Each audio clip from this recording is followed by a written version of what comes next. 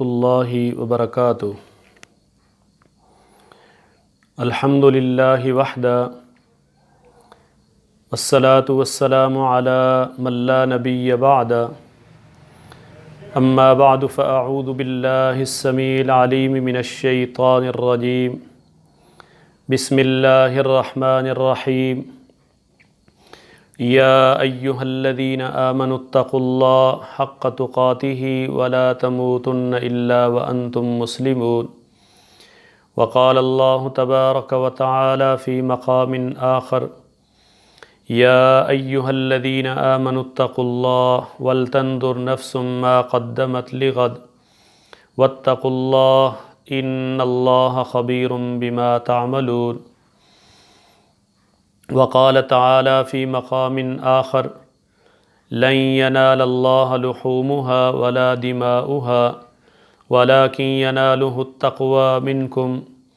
وقال تعالی فی مقام آخر، یا ایہا الذین آمنوا کتب علیکم الصیام کما کتب علی الذین من قبلکم لعلکم تتقون۔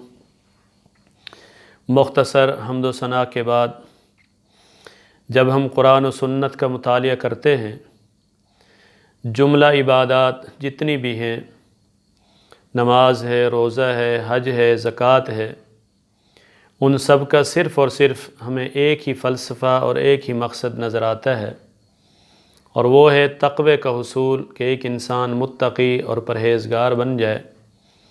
اللہ رب العالمین نے اس مفہوم کو قرآن کریم میں کثرت سے بیان کیا ہے۔ کہیں فرمایا، ایمان والو اتقوا اللہ حق تقاتہ ولا تموتن الا وانتم مسلمون۔ اللہ رب العالمین سے ڈر جاؤ جس طرح رب العالمین سے ڈرنے کا حق ہے۔ تمہیں موت نہ آئے مگر اس حالت میں کہ تم فرما بردار ہو کر مرو۔ کہیں فرمایا، ایمان والو اتقوا اللہ ولتنظر نفس ما قدمت لغد۔ اللہ رب العالمین سے ڈر جاؤ، ہر نفس یہ غور کرے، یہ فکر کرے کہ اس نے کل کے لیے کیا کیا ہے۔ اللہ رب العالمین سے ڈر جاؤ، ان اللہ خبیر بما تعملون۔ تم جو بھی عمل کرتے ہو، اللہ رب العالمین آپ کے ہر عمل سے باخبر ہے۔ کہیں فرمایا، وَأُزْلِفَتِ الْجَنَّةُ لِلْمُتَّقِينَ، یہ جنت متقین کے قریب کر دی جائے گی۔ کہیں فرمایا، وَأَمَّا مَنْ خَافَ مَقَامَ رَبِّ وَنَهَى النَّفْسَ عَنِ الْهَوَىٰ فَإِنَّ الْجَنَّةَ هِيَ الْمَأْوَىٰ۔ جو اللہ رب العالمین کے سامنے کھڑا ہونے سے ڈر گیا، اپنی خواہشات پر کنٹرول رکھا، فرمایا کہ اس کا ٹھکانہ جنت ہے، جہنم سے وہ انسان بچ جائے گا۔ کہیں فرمایا، یا ایھا الناس انا خلقناکم من ذکر و انثیٰ، کیا ہے کائنات کے لوگوں، اللہ رب العالمین نے تمہیں ایک ہی جان سے پیدا کیا ہے، ایک مرد سے اور ایک عورت سے۔ وقبائل لتعارفوا ان اکرمکم عند اللہ اتقاکم، پھر آپ کو مختلف کنبوں اور مختلف قبیلوں میں بانٹ دیا۔ کیوں؟ تاکہ تم ایک دوسرے کو پہچان سکو، تمہاری ایک پہچان ہو، تمہارا ایک آپس میں تعلق ہو۔ فرمایا، رب کے ہاں با مکرم وہی ہے کہ جو تم میں متقی اور پرہیزگار ہے۔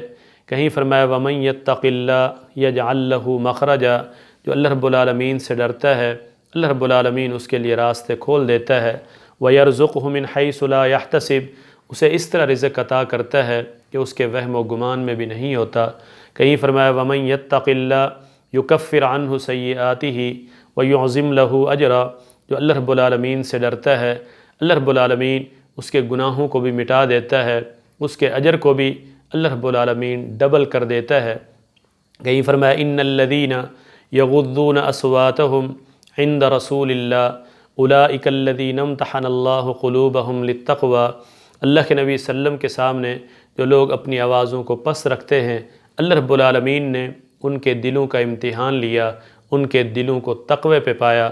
کہیں فرمایا، انما یتقبل اللہ من المتقین، اللہ رب العالمین متقین اور پرہیزگار لوگوں کی ہی قربانیوں کو قبول کرتا ہے۔ کہیں فرمایا، لن ینال اللہ لحومها ولا دماؤها ولكن ینالہ التقوی منکم، اللہ رب العالمین کو تمہارا خون، یہ ساری چیزیں، تمہارا گوشت یہ نہیں پہنچتا، بلکہ وَلَٰكِن يَنَالُهُ التَّقْوَىٰ مِنْكُمْ، رب کے ہاں جس چیز کی حیثیت ہے وہ تو تقوی ہے، اور معیاری تقوی میرے نبی کی حدیث ہے، فرمایا ان اللہ لا ينظر الى صورکم ولکن ينظر الى قلوبکم واعمالکم، اللہ رب العالمین تمہاری صورتوں کی طرف نہیں دیکھتا، رب العالمین تمہارے اعمال کی طرف دیکھتا ہے، تمہارے دلوں کی طرف دیکھتا ہے کہ آپ کیا کر رہے ہو۔ جب ہم قرآن و حدیث کا مطالعہ کرتے ہیں تو تقوی کا مفہوم کثرت کے ساتھ اللہ رب العالمین نے ذکر کیا ہے۔ قرآن کریم کے اندر فرمایا ایمان والو کتب علیکم الصیام کما کتب علی الذین من قبلکم لعلکم تتقون، اللہ رب العالمین نے تم پر روزوں کو فرض کیا ہے۔ کیوں فرض کیا ہے؟ تاکہ تم متقی اور پرہیزگار بن جاؤ، گناہوں سے بچ جاؤ۔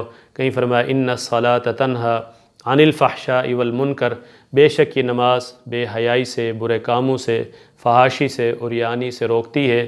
آپ اسے یوں سمجھیں کہ ایک انسان کی زندگی کے دو پہلو ہیں، ایک جلوت ہے، ایک خلوت ہے، ایک اجتماعی زندگی ہے، ایک انفرادی زندگی ہے۔ آپ مسجد میں ہیں، یہ اجتماعی زندگی ہے۔ آپ گھر میں ہیں، اجتماعی زندگی ہے۔ آپ کسی محفل میں ہیں، اجتماعی زندگی ہے۔ آپ دوست احباب کے ساتھ ہیں، اجتماعی زندگی ہے۔ آپ ان سے ہٹ کر جب خلوت میں جاتے ہیں، انفرادی زندگی، جب آپ کو کوئی دیکھ نہیں رہا ہوتا، اگر اس موقع پر آپ کی جلوت اور خلوت دونوں الگ ہیں، آپ لوگوں کے سامنے ہیں، بڑے متقی ہیں، بڑے پارسا ہیں، بڑے پرہیزگار ہیں، اگر انفرادی زندگی میں گناہ کا موقع ملتا ہے، آپ گناہ کر بیٹھتے ہیں، تو یہ ایک لمحہ فکریہ ہے۔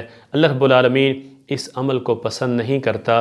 اللہ کے نبی صلی اللہ علیہ وسلم کی حدیث ہے، سنن ابن ماجہ کے اندر نبی علیہ الصلوۃ فرماتے ہیں انی لاعلم اقواما من امتی یأتون یوم القیامہ باعمال امثال جبال تہامہ۔ نبی علیہ الصلوۃ نے فرمایا میں کچھ ایسے لوگوں کو جانتا ہوں، ایسی قوم کو جانتا ہوں جو روز قیامت آئیں گے تہامہ پہاڑ کے برابر اعمال لے کر۔ تہامہ مکہ کا بھی ایک نام ہے، یعنی مکہ کے بڑے بڑے پہاڑوں کے برابر ان کے اعمال ہوں گے، لیکن ہوگا کیا؟ فرمایا فَيَجْعَلَهُ اللَّهُ هَبَاءً مَنْثُورًا، اللہ رب العالمین ریت کے ذرات کی طرح ان پہاڑوں کو، ان نیکیوں کو، ان اعمال کو اڑا دے گا۔ وجہ کیا ہے؟ صحابہ نے پوچھا اللہ کے نبی صلی اللہ علیہ وسلم صفہم لنا، ان کی صفات کیا ہیں، ان کی نشانیاں کیا ہیں؟ انا لا نکون منہم، ہمیں بھی بتا دیں تاکہ ہم ان جیسے نہ بنیں۔ میرے نبی نے فرمایا کچھ چیزیں ایسی ہیں کہ جو آپ کے اندر موجود نہیں، ان کے اندر موجود ہوں گی۔ ان میں سے ایک چیز یہ بھی ہے کہ ان کی جلوت الگ ہوگی، خلوت الگ ہوگی، اجتماعی زندگی الگ ہوگی، انفرادی زندگی الگ ہوگی، جبکہ آپ کے اندر ایسی چیز موجود نہیں ہے۔ فرمایا کہ وہ اگر جلوت میں ہوں گے، لوگوں کے سامنے ہوں گے، بڑے متقی، بڑے پرہیزگار، لیکن جیسے ہی لوگوں سے ہٹ جاتے ہیں، انفرادی زندگی میں پہنچتے ہیں، پھر گناہ کا موقع ملتا ہے، گناہ کر بیٹھتے ہیں۔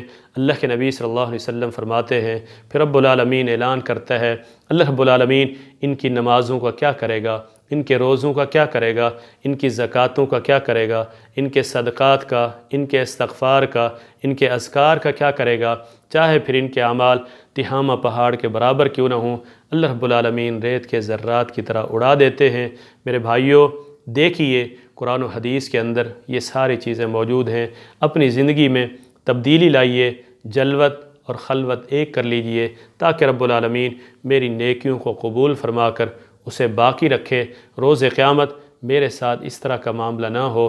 اگر کوئی شخص اس طرح کرتا ہے، انفرادی زندگی میں ایسا عمل کرتا ہے، تو اس کا مطلب یہ ہے کہ وہ نماز کے فلسفے کو نہ سمجھ سکا، روزے کے فلسفے کو نہ سمجھ سکا، حج کے فلسفے کو نہ سمجھ سکا، زکوٰۃ کے فلسفے کو نہ سمجھ سکا۔